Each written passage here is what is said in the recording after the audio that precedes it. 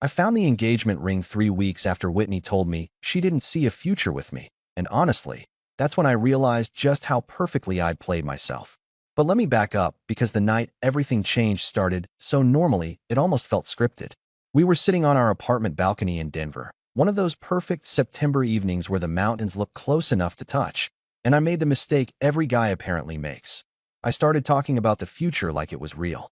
I'd been casually browsing Zillow for weeks. Nothing serious. Just that thing you do when you're 31 and feeling like maybe it's time to stop renting. And I mentioned this house I saw in Park Hill with a backyard big enough for a dog and maybe one day a swing set. The way Whitney's wine glass paused halfway to her lips should have been my first clue. She got this look, not quite panic, but close, like I'd just asked her to solve a calculus problem she hadn't studied for. And she said we should probably talk inside. The conversation that followed wasn't a fight, which somehow made it worse. Whitney had clearly been rehearsing this, had probably been carrying it around for weeks, maybe months, and she laid it out so calmly it felt like a business presentation. She loved me, sure, but not in that way anymore. Not in the way that leads to mortgages and matching holiday cards and someone to split the hospital bills with when you're 70. She didn't want marriage, didn't want kids, or maybe she did but not with me, or maybe not ever. She couldn't really say. There was no timeline, no plan, just this vague sense that what we had right now was enough, and why did I need to ruin it by wanting more? The word she kept using was expectations, like I was some demanding boss instead of the guy who'd spent 4 years building a life with her, and she seemed genuinely confused about why I looked like I'd been hit by a truck. She actually said, "I thought you'd appreciate the honesty," like she'd just done me this huge favor by explaining that I was basically a placeholder, a comfortable habit she wasn't ready to quit, but also wasn't planning to keep forever. I sat there doing math in my head, not the financial kind, but the life kind, adding up all the small ways I'd been investing in a future she'd apparently never bought into, and the number that kept coming up was 0. That night, I slept on the couch, not because Whitney asked me to, but because lying next to someone who just told you they don't love you the right way feels like volunteering for emotional waterboarding. I stared at the ceiling fan going around and thought about how she described us earlier that day to her best friend Tessa on a call I'd overheard, living our best life, with this laugh that sounded so genuine I'd actually felt proud. Instagram versus reality, except I'd been dumb enough to think they were the same thing. The next morning, Whitney found me making coffee and apparently decided one devastating conversation wasn't enough because she added the real kicker, the detail she'd been saving like the worst dessert ever. "I think the spark is just gone," she said, leaning against the counter in my old college t-shirt like we were discussing the weather. "We're more like best friends now, or really good roommates. And that's okay, right? That's real love, the comfortable kind." She seemed so pleased with this analysis, so sure she'd figured out some mature truth about relationships that I was too traditional to understand, and I just stood there with the coffee pot in my hand thinking about how she'd described intimacy as a spark, like it was supposed to flicker and die, and you just accept it. Just keep paying rent together and splitting groceries and pretending that's what partnership means. The thing about hitting rock bottom is that it gives you this weird clarity. I went to work that day. I'm a project manager at a tech company, the kind of job where you spend half your time in meetings that could have been emails, and I couldn't focus on anything except this growing realization that I'd been accepting terms I never agreed to. Whitney wanted all the benefits of a relationship, the shared apartment and the +1 to weddings and someone to watch Netflix with at night, but none of the commitment, none of the future, none of the actual partnership parts. And she genuinely thought this was fair, thought I should be grateful she was being honest, instead of recognizing that honesty without commitment is just delayed cruelty. My buddy Jake caught me staring at spreadsheets without seeing them and asked if I was okay. And I almost laughed because how do you explain that you just realized you've been living in a holding pattern for 4 years, circling and circling, but never actually landing anywhere? That evening, I made a decision that probably sounds crazy, but felt like the sanest thing I'd done in months. If Whitney wanted to be friends, wanted this comfortable roommate situation without expectations or future or actual love, then fine, I'd give her exactly that. But the real version, not the version where I kept pretending we were building something. I started with something small but symbolic. I went into Spotify and removed her from my family plan. Then I opened my calendar and found the reservation I'd made weeks ago for our 4-year anniversary at this fancy steakhouse she'd been wanting to try, the kind of place where you need to book months in advance, and I canceled it. No discussion, no announcement, just deleted it like it had never existed. Whitney was in the bedroom on a video call with her brother Garrett, laughing about something, and I could hear her through the door saying, "Yeah, everything's great," in that bright voice she used when she was performing happiness, and something in my chest just went quiet and cold and decided it was done. The guest room became my room that night. I moved my clothes over while Whitney was in the shower, not dramatically, just efficiently, like I was rearranging office supplies. When she came out and saw my side of the closet empty, she got this confused look, opened her mouth to ask something, then seemed to decide against it. Like maybe she'd already spent her question quota on destroying our relationship and didn't get to be surprised when I actually listened. I set up my laptop on the small desk, plugged in my phone charger, and looked around at this space that had been for guests and storage and now was apparently where I lived. And I felt something I hadn't expected. Relief. Not happiness. Not yet. But relief. Like I'd been holding my breath underwater for months, and someone had finally told me I was allowed to surface. Whitney knocked on the door around midnight, tentative, and asked if I was coming to bed. And I said, "I think friends probably don't share beds," keeping my voice light. Almost joking, and watched her face do this complicated thing where she couldn't decide if she was hurt or annoyed or guilty. She settled on annoyed, said, "You're being childish," and went back to our room. Except it wasn't our room anymore. It was her room, and I was just the guy who paid half the rent, and apparently nothing else mattered beyond that. The next morning started my new routine. No good morning text, even though Whitney was literally one room away. No coffee made for two. I got up, went for a run along the Platte River while the city was still waking up, came back and showered and left for work without checking if she needed anything or wanted to grab breakfast or any of the small domestic rituals we'd built over 4 years. Whitney was standing in the kitchen when I walked through with my gym bag, still in her pajamas, looking lost in her own apartment, and she said, "Are you mad at me?" with this tiny voice like she was testing the waters. I stopped, thought about all the things I could say, all the anger I could unload, and instead I just smiled. Not mean, not fake, just neutral, and said, "No, I'm not mad. I'm just adjusting to your vision of what we are." Then I left, and in my rearview mirror, I could see Whitney standing in the doorway looking after my car with this expression I couldn't quite read, and I realized I didn't need to read it anymore, because her feelings had stopped being my responsibility the moment she'd told me I wasn't her future. The first time Whitney realized I wasn't joking about the friend treatment was when she asked me to join her and Tessa for drinks downtown, and I said I already had plans, which I did. Happy hour with some guys from work at a sports bar she'd never been to because it wasn't her scene. She got this look like I'd just spoken a foreign language, actually said, "Since when do you go out without me?" And I had to resist the urge to laugh, because since when did friends need permission to have separate social lives? I came home around 10, not drunk, but buzzed enough to be honest, and found her sitting on the couch in the dark like she'd been waiting up, which felt ironic considering she was the one who demoted us to roommate status. She wanted to know where I'd been, who I was with, why I hadn't texted, and I just shrugged and said friends don't really owe each other minute-by-minute updates, then went to my room and closed the door on whatever response she was forming. The real shift happened about a week later when I sat down with my laptop and did something I should have done years ago. I made a spreadsheet. Every shared expense for the past 4 years, every dinner I'd paid for because I made slightly more, every vacation where I'd covered the hotel because she was saving for something special, every time I'd filled her gas tank or bought groceries for both of us or paid the electric bill because she was short that month. The number that came up was $18,473, and I stared at it for a long time thinking about how I'd justified every single charge as an investment in our future, except there was no future. There never had been.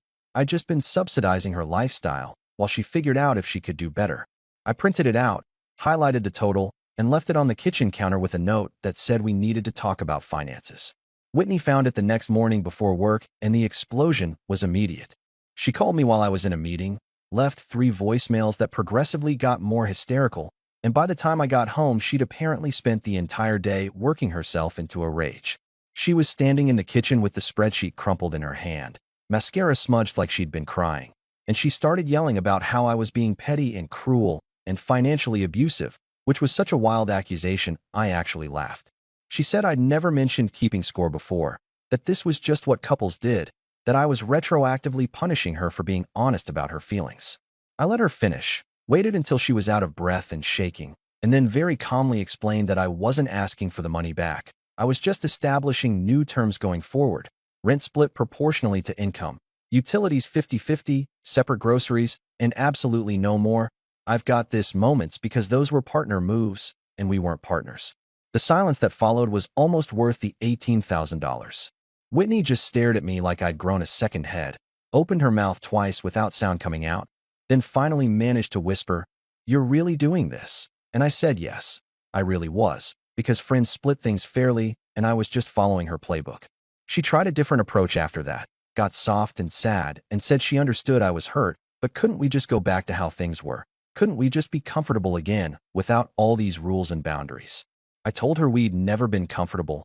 I'd been uncomfortable for months, and just too stupid to admit it. And what she missed wasn't me. It was the version of me that made her life easier without demanding anything in return.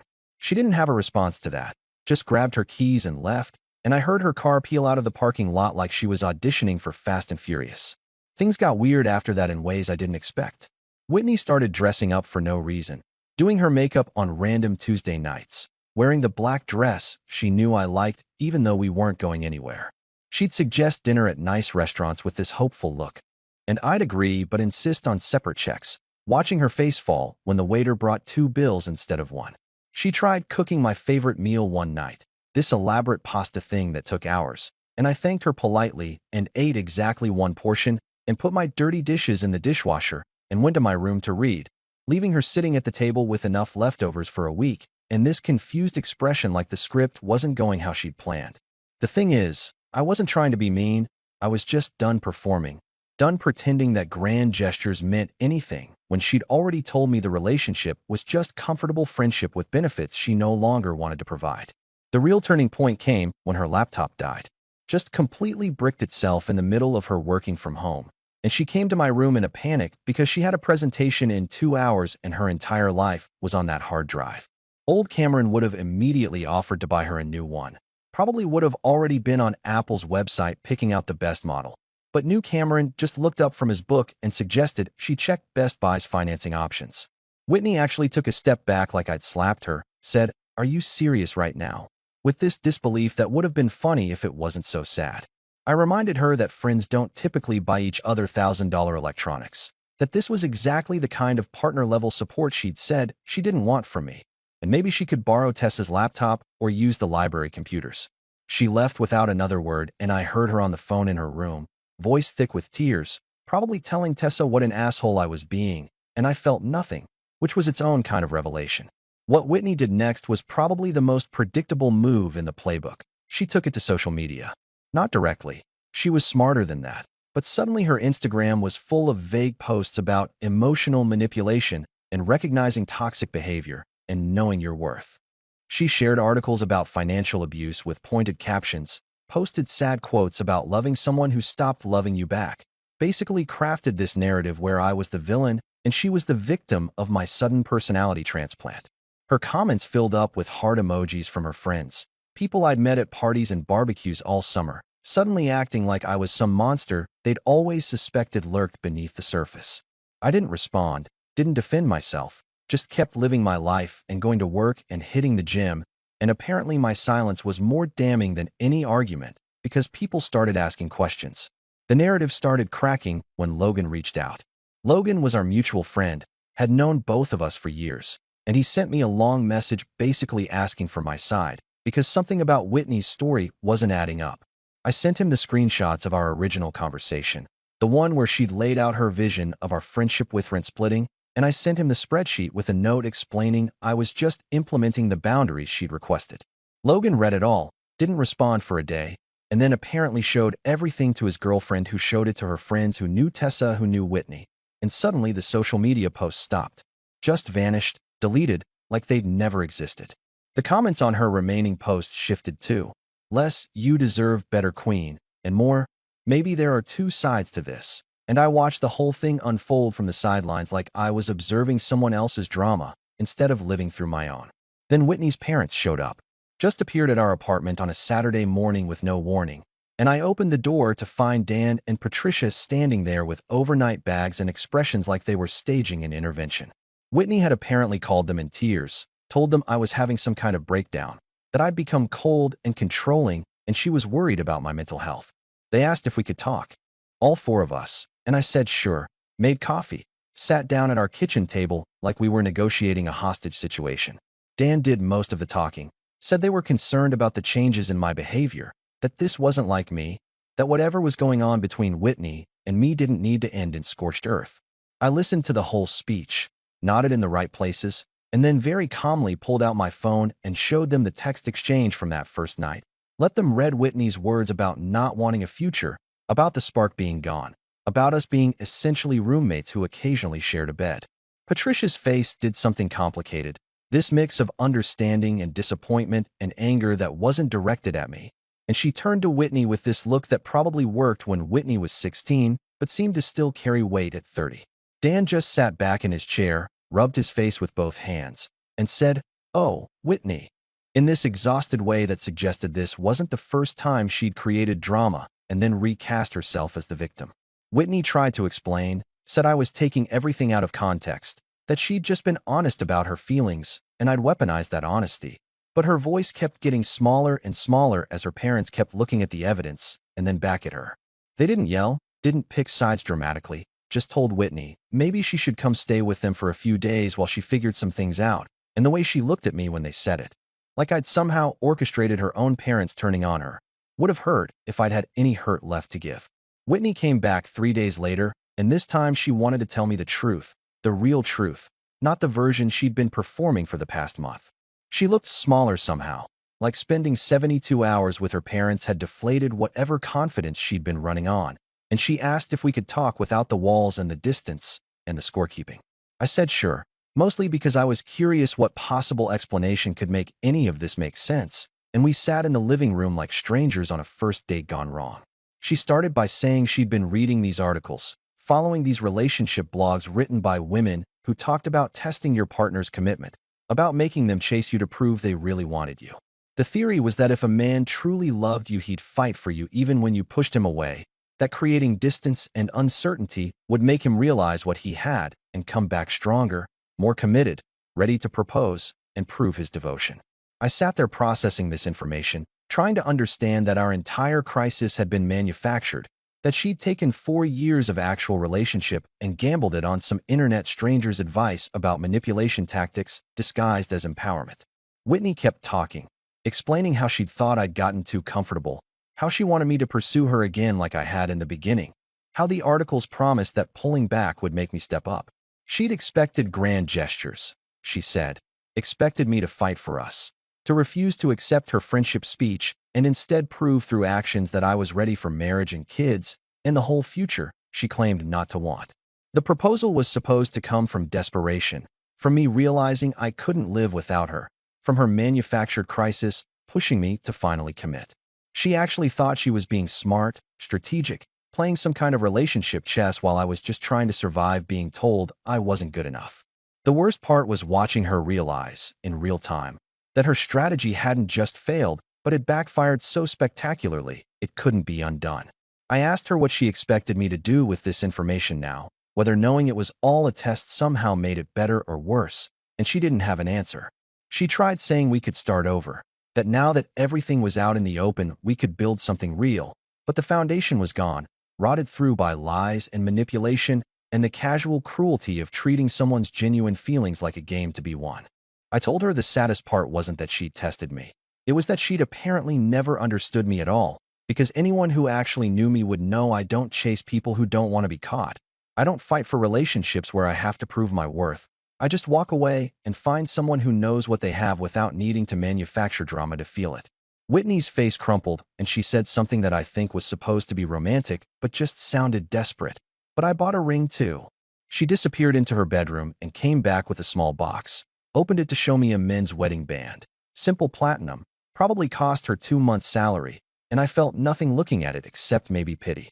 She'd bought an engagement ring while actively sabotaging our relationship, had been planning to propose while telling me she didn't see a future, and the cognitive dissonance was so extreme I couldn't even pretend to understand it.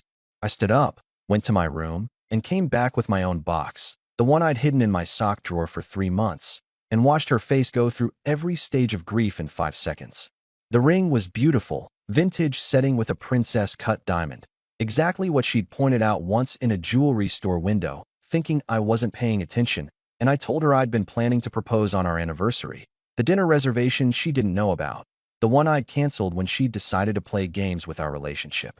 We both just sat there looking at these two rings that represented two completely different relationships. Hers built on tests and manipulation, and mine built on trust that no longer existed. Whitney reached for my hand, and I pulled back, not dramatically, just instinctively.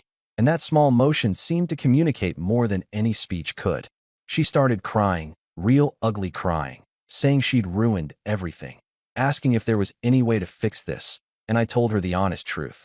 Even if I could forgive the test, I couldn't forget that her first instinct when she wanted something was to manipulate me instead of talking to me, and I couldn't spend my life wondering which version of her was real and which was strategy. She asked what happened now, and I said probably what should have happened a month ago. We'd finish out the lease, I'd already started looking at places, and we'd both move on to people who didn't need to gamble with love to feel like they'd won something. The next few weeks were quiet in that awful way where you're living with someone, but existing in parallel universes. Whitney stayed with her parents most nights, came by to get clothes and check mail, and we were painfully polite in the rare moments we overlapped. I signed a lease on a house in Park Hill, not the one I'd originally seen, but close enough, with a yard and an extra bedroom and space for a future that didn't include someone who thought love was a game with winners and losers. My sister Jordan came to help me pack, brought her daughter Emma, who's 3, and asked a million questions. And when Emma asked where Whitney was, Jordan just said sometimes people go different directions, and that's okay, which felt like the most honest explanation anyone had given. Moving day was surreal. Whitney showed up to say goodbye, tried one more time to have a deep conversation about mistakes and growth and second chances, but I was tired, physically and emotionally, and I just hugged her in that way you hug someone at a funeral, acknowledging what was lost without pretending it could be recovered. She whispered, "I really did love you." And I said I knew. I'd loved her too, but love without trust or respect or basic honesty was just a word people used to justify staying in situations that hurt them. Then I got in my truck with the last box of my stuff and drove away, watched her get smaller in the mirror until she disappeared, and felt that same relief from a month ago, except stronger now, more permanent, like I'd finally stopped holding my breath and remembered how to actually breathe. 6 months later, I'm sitting in my backyard with a beer watching the sun set behind the Rockies. And my dating app buzzes with a message from someone named Ashley, who seems funny and direct and refreshingly honest about what she wants. I've been on a few dates since the move, nothing serious, just remembering how to be a person who doesn't have to calculate every interaction or wonder if kindness is investment or manipulation. My house has furniture now, actual grown-up furniture I picked out myself, and pictures on the walls, and a garden I'm slowly learning not to kill. Jordan brings Emma over on weekends, and we make pancakes and watch cartoons, and I'm teaching her to ride a bike in the driveway. It's not the life I planned 6 months ago, but it's mine, fully mine, built on decisions I made instead of tests I passed or failed. And some days that feels like the best revenge of all.